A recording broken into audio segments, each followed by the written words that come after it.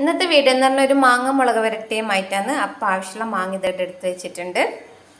അപ്പം നമുക്ക് മാങ്ങയെല്ലാം മുറിച്ചിട്ടിടാം.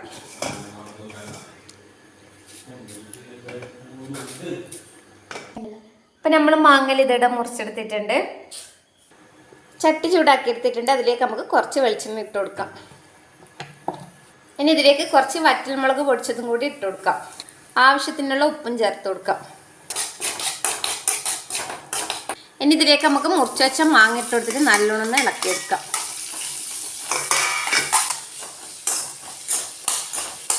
കുറച്ച് മഞ്ഞൾപ്പൊടി കുറച്ച് മുളക് പൊടിയും ചേർത്തിട്ടൊന്ന് നല്ലോണം ഇളക്കി കൊടുക്കാം.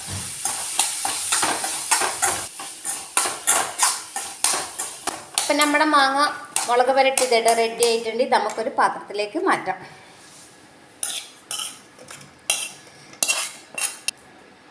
അപ്പോൾ നമ്മൾ മാങ്ങ വരട്ടിയിട്ട് റെഡി ആയിട്ടുണ്ട്. വീഡിയോ ഇഷ്ടപ്പെട്ടതാണെങ്കിൽ ലൈക്ക് ചെയ്യുക, കമൻറ്റ് ചെയ്യുക, സബ്സ്ക്രൈബ് ചെയ്യുക.